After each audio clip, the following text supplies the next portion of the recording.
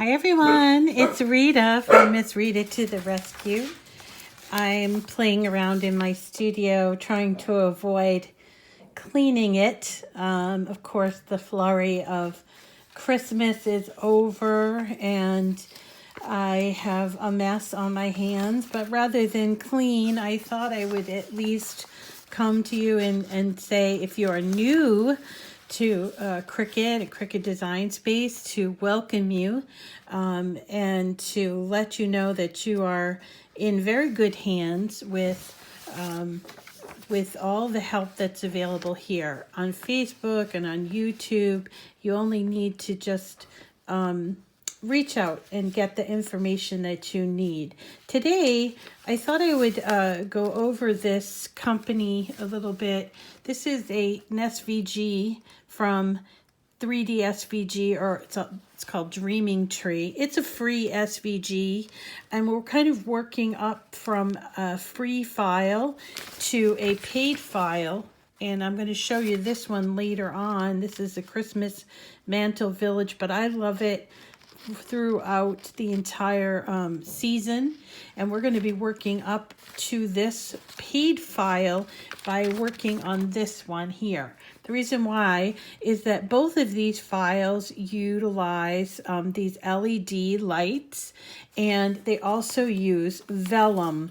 Vellum is a kind of paper. You can see here, it's very specific paper. It's not terribly easy to find, but it works really, really well with these LED lights, the little like candle lights that you find everywhere.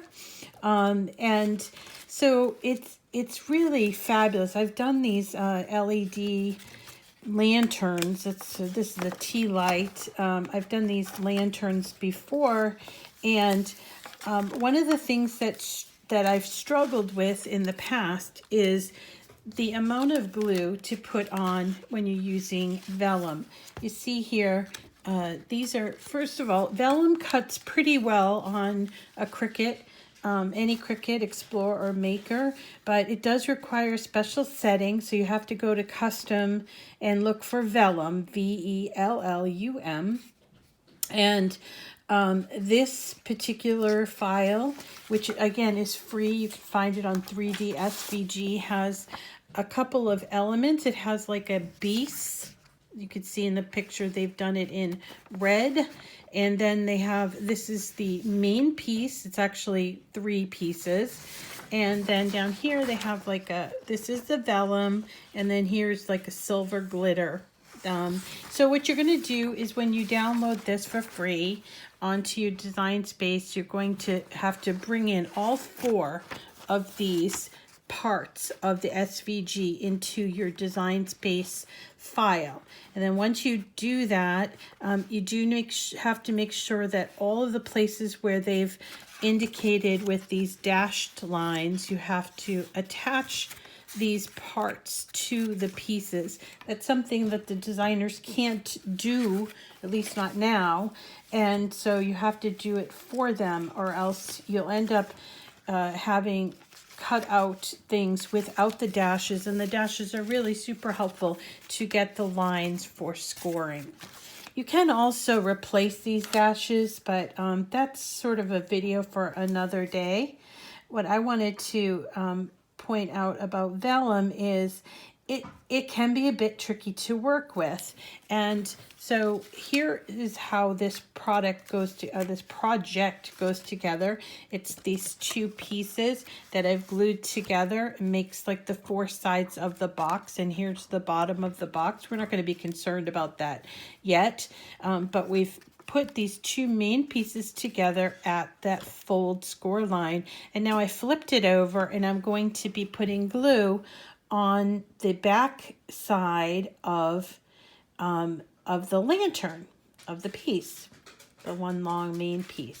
Now, when you're putting glue on for Vellum, this is super, super important. Vellum crinkles very easily, and when it crinkles, it sort of glues, the glue sort of makes it look really kind of shabby actually. And the crinkling, it really is because of the glue. So what I am doing here is I'm putting on glue to cover all of these intricate pieces, including these parts where it sticks out, but I'm using a very tiny amount. Now I do use this with this art glitter glue with the precision tip, which I know I've talked about in the past. You don't have to use that, but if you do use a glue, you do need to be very, very judicious about the way that you use the glue when you're working with vellum. This is particularly true with vellum, but it also is helpful to know when you're working with anything with paper.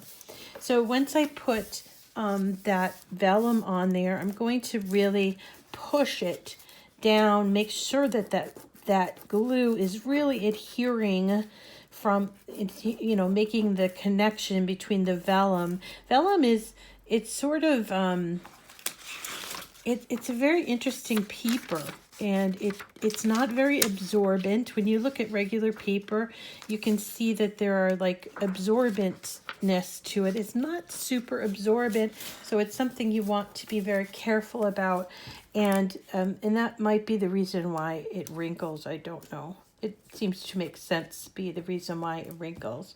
So once I have all 4 of the vellum pieces put on, I can flip over my project, and now I'm going to put these silver stars. I've already actually put 3 of them on. Let's put the 4th one on. You notice we're not putting together that lantern just yet because it's so much easier to work on a flat surface. That's something that I have learned over the many years that I've been crafting with a Cricut. It's a little hard for me to demonstrate that way, but I do work on a flat surface, and I encourage you to do so as well. But now I've also put the glue on the back of my glitter. Glitter paper can be a bit difficult as well, but not nearly as difficult as vellum. And I've been very careful about the glue there, but you will maybe see a little bit of glue seeping out from those side pieces, you know, like right where they connect to the main piece. But we do what we can, and we can't always be perfect, you know. So once we've got the vellum pieces in the back and the silver pieces in the front, we can go about closing up our tea light. It's really essentially a box, and we're just going to start by gluing the tabs that are on the bottom. There we go. I would recommend working again on that flat surface, so you want to make sure that it's really lined up, you see? And then we'll move on to the next tab. Put a little bit of glue there, and working again on that flat surface. We're going to put the glue and the tab, and we go ahead and do the same for the 3rd tab. Whoops.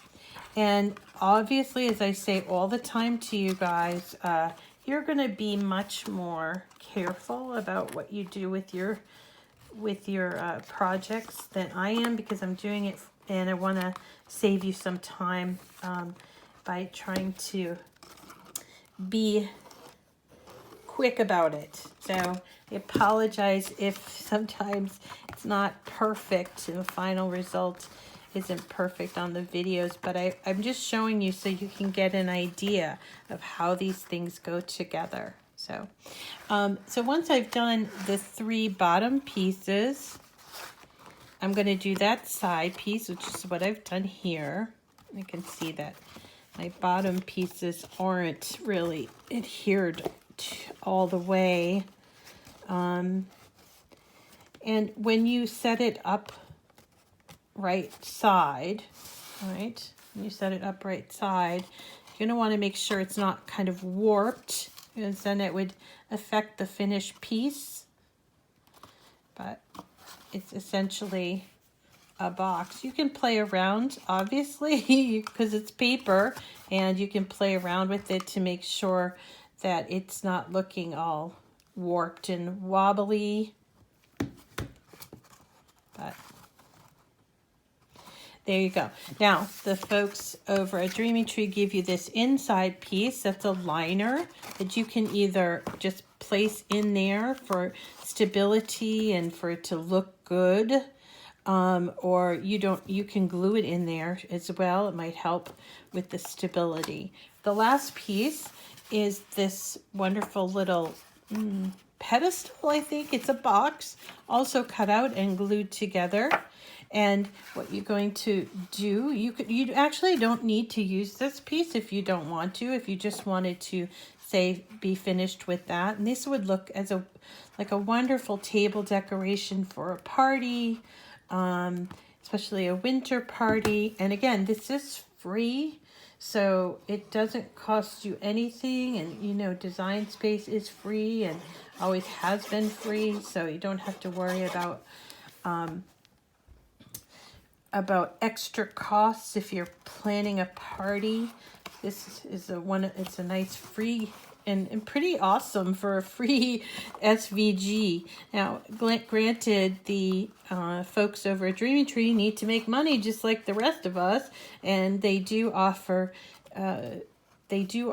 quite a number of beautiful SVG kits.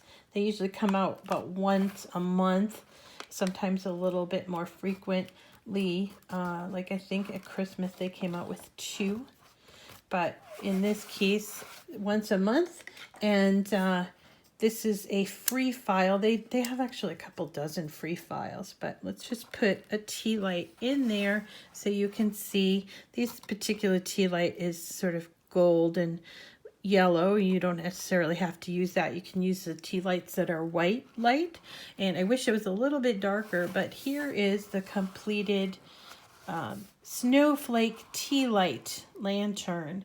Isn't that great? Now, a couple of things. One is you're going to want to use something that's not flammable inside. Please, please, please don't use a real candle. But also, let's see. Also, these are the kind of things where you could make them, for instance, if you are having a party, but you don't want to put them together just yet.